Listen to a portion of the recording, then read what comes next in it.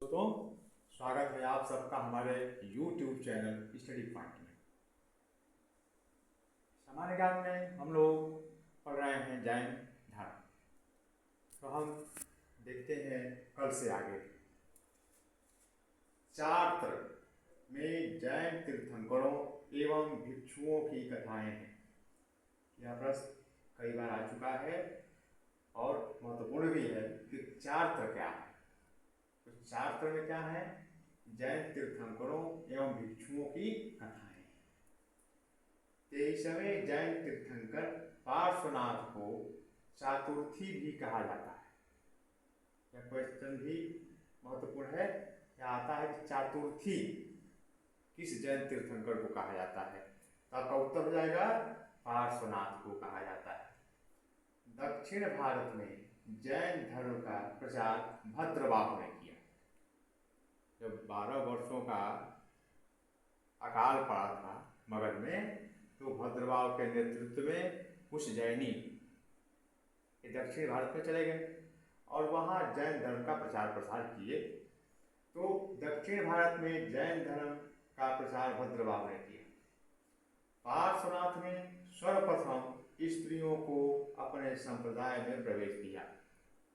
मतलब पार्श्वनाथ से पहले स्त्रियों को जैन संप्रदाय में प्रवेश नहीं दिया जाता था, लेकिन सबसे पहले पार्श्वनाथ ने स्त्रियों को अपने संप्रदाय में प्रवेश दिया। जैनियों की स्थापत्य कला। अब जैनियों के समय क्या क्या बना, कौन कौन सी मंदिर बने, कौन कौन सी गुफाएं बने, कौन कौन सी मूर्तियां बनी, ये देख लेते हैं। हाथी गुफा मंदिर या उड़ीसा में, यह जैन स्थापत्य कला है। दूसरा है दिलवाड़ा मंदिर। दिलवाड़ा मंदिर माउंट आबू में है, जो राजस्थान में है। गोमतेश्वर प्रतिमा, या इसी को कहते हैं बाहुबली की प्रतिमा। इस प्रतिमा की ऊंचाई 52 फीट है। यह प्रतिमा श्रवणबेलगोला में स्थित है, जो कर्नाटक राज्य में। खजुराहो के मंदिर। अगला है तीर्थंकर की प्रतिमा। यह लोहानीपुर में है और लोहानीपुर पटना में है। कंकाली टीला, यह बहुत ही महत्वपूर्ण है।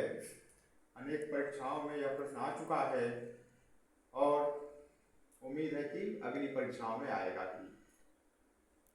कंकाली टीला कहाँ है? मथुरा में स्थित है। उत्तर प्रदेश के मथुरा में स्थित है। दोस्तों, उत्तर प्रदेश की जो समूहों की परीक्षाएं हैं, उनके लिए यह बहुत महत्वपूर्ण है।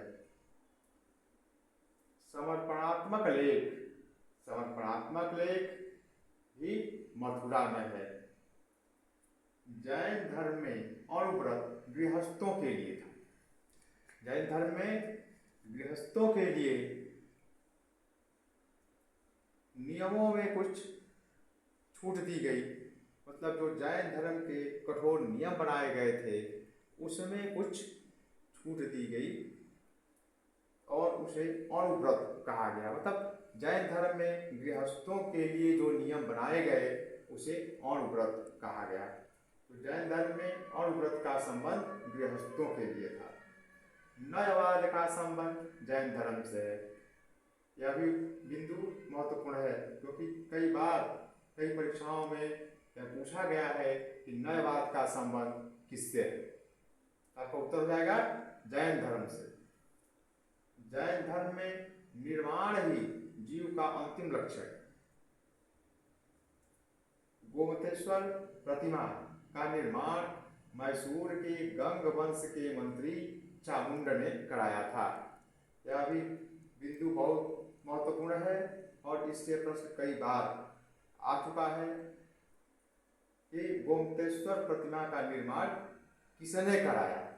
तो गोमतेश्वर प्रतिमा का निर्माण मैसूर के गंग वंश के मंत्री चामुंड ने कराया। संलेखन।